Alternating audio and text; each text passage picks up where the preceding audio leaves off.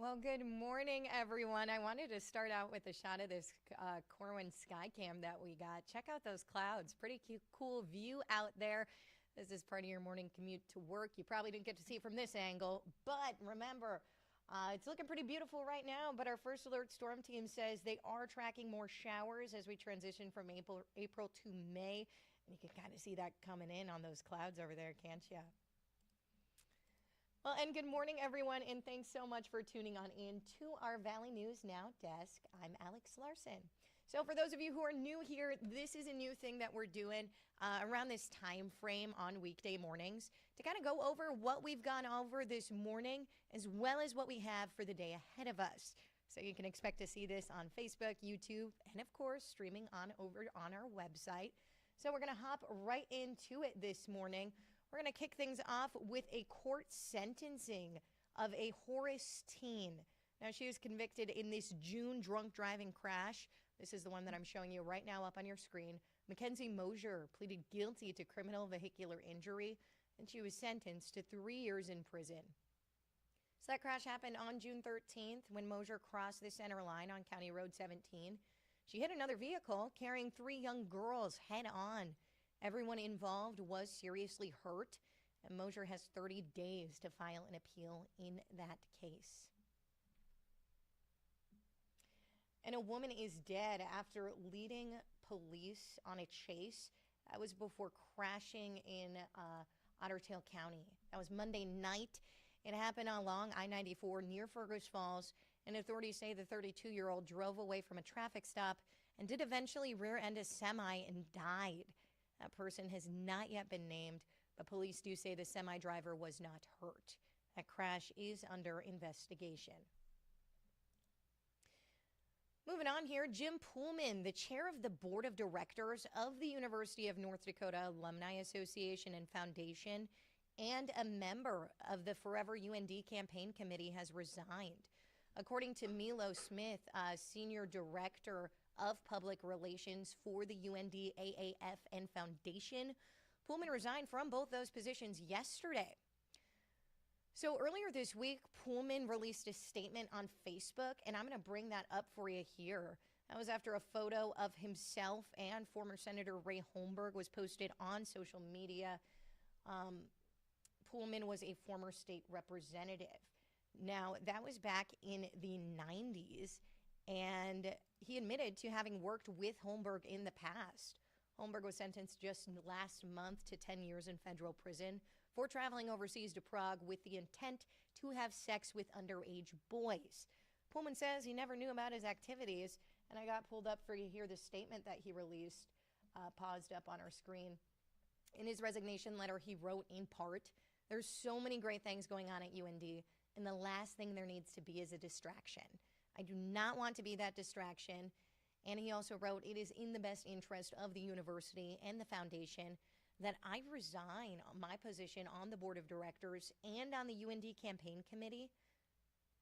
Now, Vice Chair Darla Adams will take over the duties of chair. That's pending her expected formal election to the position at the annual board of directors meeting next week. And a bill introduced on Monday by Senator Tim Mathern of Fargo, the Democrat proposed adding lawmakers and higher education employees to those who are mandated reporters of crimes against children. So that matter has been stopped in the Senate's Delayed Bills Committee, but Mathern says the committee voted 4-1 to not allow that bill to be heard by the legislature, saying time was a factor in this.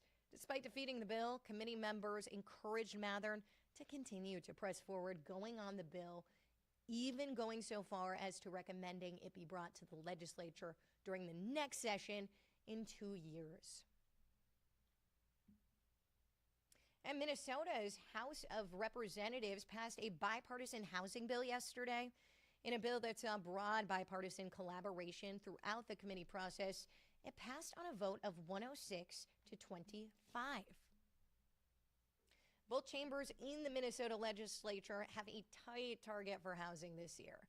The House's version of the housing budget features a number of appropriations, but the largest is by far its investment in the state's family homeless prevention and assistance program. That budget calls for $30 million towards FHPAP, which provides emergency rental insurance to households at risk of homelessness.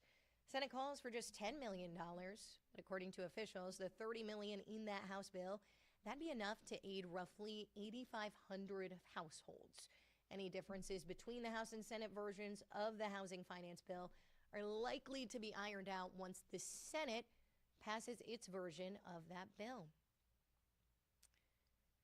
And Minnesota U.S. Representative Angie Craig is officially throwing her hat in the ring in the race for U.S. Senate. Now, she will vie for the DFL nomination for Tina Smith's seat, as Smith has already announced this will be her last term. She announced that earlier this year. Current Lieutenant Governor Peggy Flanagan and former state Senator Melissa Lopez Franzen are also running for that seat. And North Dakota Caucus Chair Representative Jeremy Olson is stepping down now. District 26 Republican tells our partner Flag Family Media that the resignation occurred due to a new position he'll be starting after the end of the current legislative session. Now, Olson released a statement saying he knows it's a bit of a surprise, but it was necessary to do an election before everyone left town. Olson says he'll continue his role as a legislator. And Fargo's Winter Warming Center, it's now going to stay open through the end of May. Commissioners voted 3-2 on Monday night to approve that extension, paid for with grant funding. And we're going to hear from a couple of the commissioners at that meeting right now. Another month to continue this program and not be putting people out in the street. If we can give them a place to sleep at night that's warm, why wouldn't we? We have to stop this. And if we don't stop it, it'll just continue. And the other thing we're doing now is we're becoming the regional hub. We're drawing people. This isn't Fargo citizens. They're people from all over the region that come here for free services paid for by our taxpayers. So recent numbers do show about 30% of those who use the shelter are from out of state. So overall crime was down in Fargo last year compared to the year before. That's according to new data from Fargo Police. I'm going to play a story from our Valley News team's Anna Ballweber. She heard from Chief Dave Zabolski to break down the numbers and also to give us a look at how 2025 is going so far. So let me bring that up for you right here, okay? Despite an increase in calls for service, Fargo Police revealed crime rates decreased in 2024.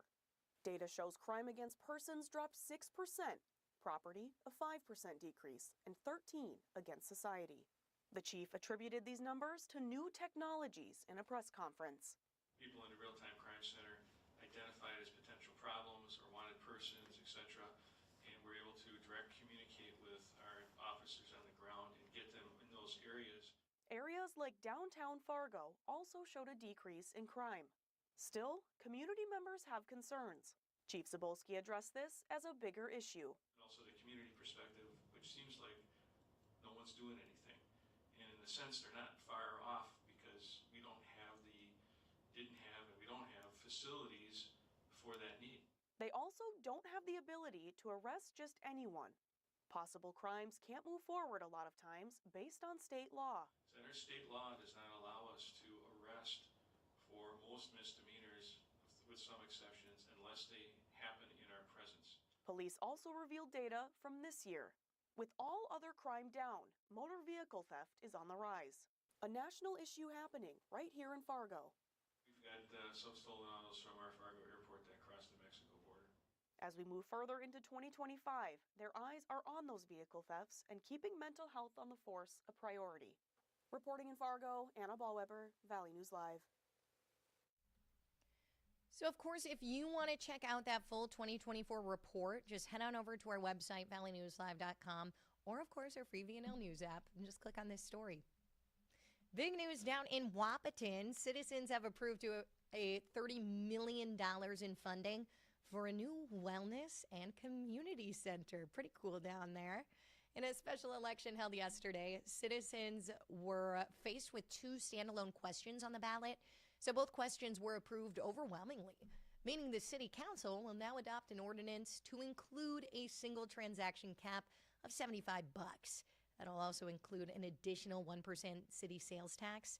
So we did actually have a team down there speaking with the mayor of Wahpeton before those results came in to learn about the impact of voters passing both of those questions on the ballot. We're going to hear from him right now.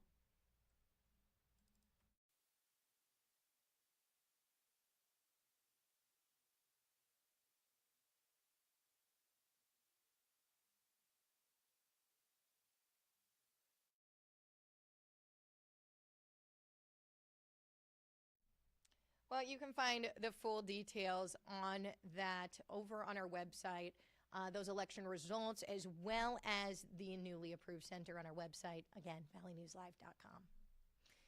Minnesota Department of Transportation is announcing a second round of grant money for new electrical vehicle charging stations, with some of it actually coming over to our neck of the woods. Pretty cool, huh? We're going to pull this up here. 12 new locations have been chosen as spots for electric vehicle charging stations.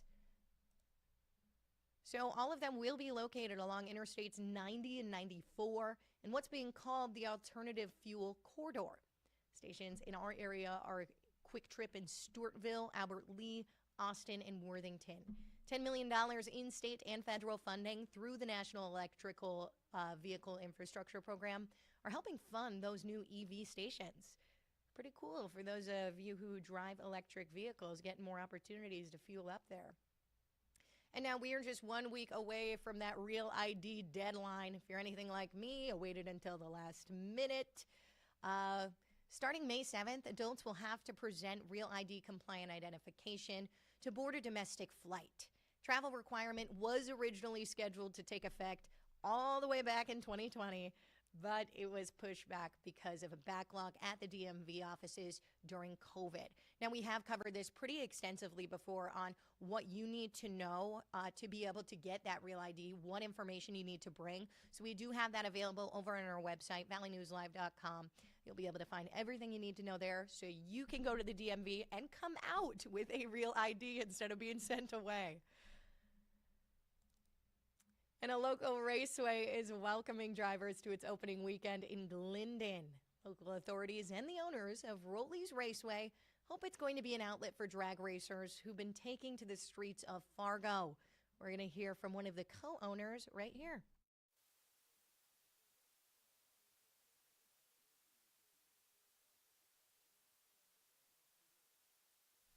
Looks like that's going to give me a hard time. That was Chuck Roley. He just said there's a lot of people will get, they complicate it, and they think it's easier to race down 52nd, mess around. Well, he wants you to come put your money where your mouth is with some professionals and see how that goes. Gates open at Roley's Raceway in Glendon Township, 8 a.m. May 3rd. It's going to run until Sunday, and they do feature 5 total race weekends for this upcoming summer. Those we'll be able to give you the details for over on our website, valleynewslive.com, or, of course, your VNL News app. So that's about all I got for you this morning. Remember, you can stay up to date online, on air. We'll keep you posted. Our team works hard all day, all night to keep you in the loop, in the know with what you need to know to keep you and your family safe and prepared. Now, have a great rest of your Wednesday. I'm going to head on out.